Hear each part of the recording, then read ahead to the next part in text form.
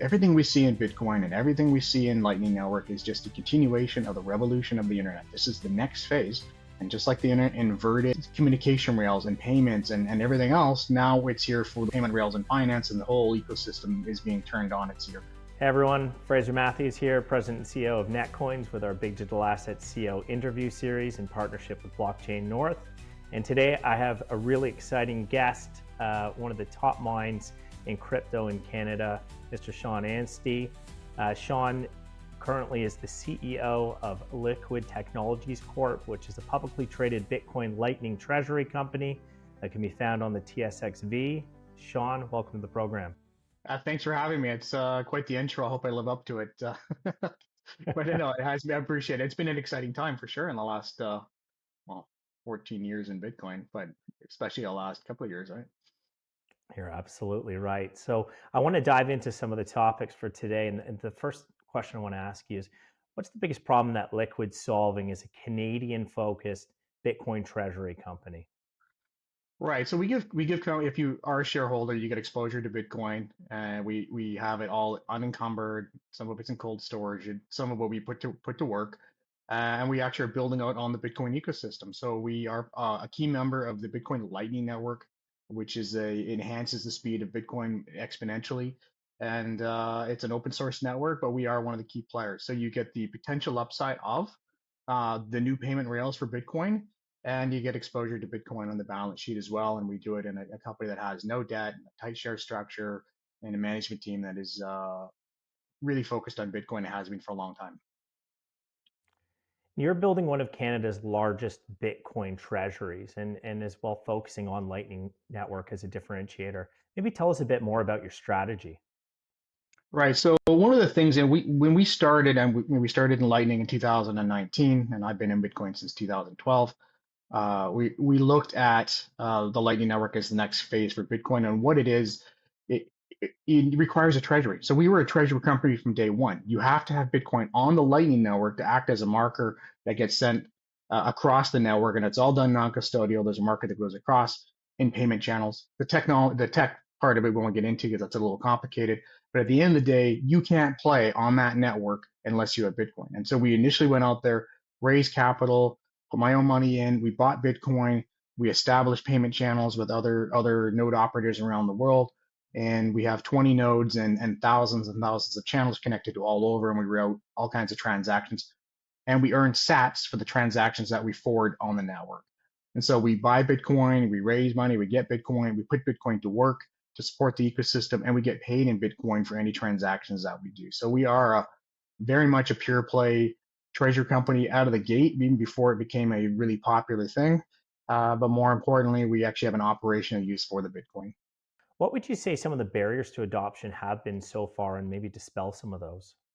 Right. I mean, the first off, the technology had to mature to a certain point where it could be adopted. So I think over the last year, you've hit an inflection point where the technology went from it was very technical to use. Initially out of the gate, it worked 30% of the time. Payments wouldn't route or complete to where it's, excuse me, it works 99% of the time plus beyond and handles a lot of volume and continues to grow. So just the stability of the code and the iteration of the software cycles. It's now with the latest stuff that's come out there, you don't need to know anything about Lightning. It works like magic. It just simply has those channels on demand behind the scenes and all the stuff that just happens.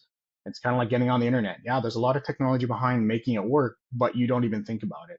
And so that's a key component here. And now we're starting to see, in my view, and we'll start to see hopefully more numbers come in that support this, that acceleration, the hyper acceleration that's starting to happen with it, and the adoption because it's easy and it's getting integrated.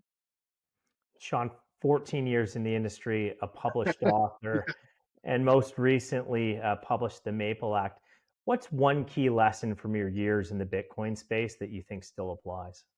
Well, you need to be sort of forward thinking where it's going to go and build towards it and have that grit and determination. That's just, that perseverance is key. And one of the reasons I've had perseverance is too, it's part of my personality. I know how I tick, but we're all human. We can give up when things get, excessively hard for too long. So, but having good people around you support you when things are, bleak, and also knowing why you're in it. So I've been in Bitcoin because I was in internet tech since the mid 90s. So when I was exposed to Bitcoin, it was like, of course, we're going to have a native digital payment rail and payment system for the internet. It's as natural as can be. So I didn't get out there and be like, oh, and fight it and be like, oh, this is a weird thing. I don't get it. It was like, yeah, the internet will have something else like this. We tried to do it in the 90s, didn't exist. And now we're able to do it. And so understanding that everything we see in Bitcoin and everything we see in Lightning Network is just a continuation of the revolution of the internet. This is the next phase. And just like the internet inverted the communication rails and payments and everything else, now it's here for the world of finance and payment and the payment rails and finance, and the whole ecosystem is being turned on its ear. So you'd get the internet over the phone line. Now you get the phone over the internet. Just as you have people who would never want to use email. Why would I want to use email? Email, I'll send a letter. I will never shop online. I will never do online banking, and there's no way and I will ever put my data in the on the internet. And now we all use the cloud. So same kind of thing. A lot of reticence, a lot of fear, but also, this is just it's where it's going. And the next phase is not just about people paying other people and transfers direct, as people have the ability to either be their own bank or work through an institution that has clear payment rails. You're also getting into the machine-to-machine economy, and so you have AI, you have robotics. They will pay each other to authenticate, to validate, and many ways we don't even know yet. And they're going to need a network that is instant micro payments that can't be spoofed, and they're just simply work. And so that's where Lightning Network and Bitcoin comes into it, and that's where the space is going. Now, I've had the privilege of working with you and having a lot of time with you from a mentorship capacity and a working together capacity. And maybe you can tell everyone a bit more about your relationship with Netcoins and BIGG and how we've helped to support your treasury growth strategy. Yeah, absolutely. So, I'm the original founder of Blockchain Intelligence Group, BIGG, which ended up we bought Netcoins, we acquired it, which was a great deal. We saw the opportunity to put it together, and it's very creative. And so we continued to build that stuff out, and you guys have taken Netcoins to the next level. So thank you for that, because it made me look like a genius for doing it.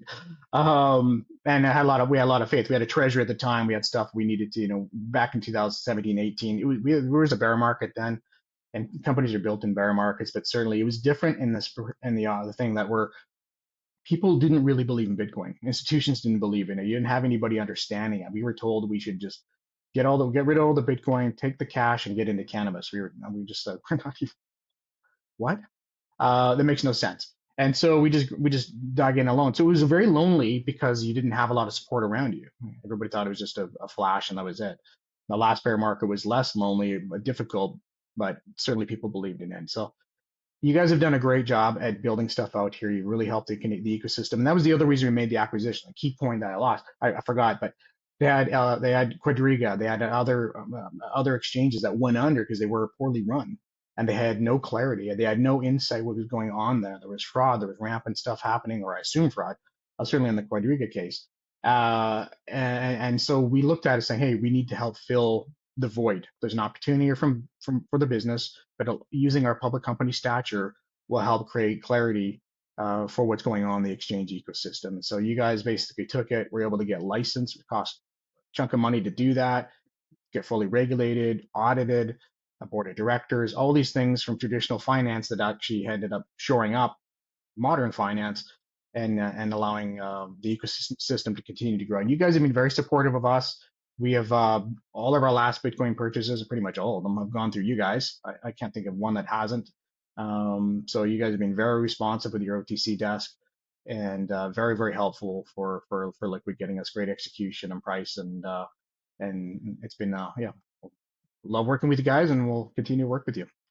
We appreciate it a lot. And what's maybe one thing that people may not know about Netcoins or working with us? Well, I mean, you guys are just like the service level is outstanding, and the communication is outstanding, and so there's a lot that's there. I mean, you have to use you guys in order to try it. You guys have the depth of you can handle the order sizes. You have the liquidity. You get quotes back right away. The volume doesn't peg the market. It's exactly what we want. So I think there's just a lot of good stuff there on the OTC side. On the customer side and individual side, the exchange is nice and clean. Like if you want to, most people just want to go out and buy it and be able to sell it, and get a clean stuff here.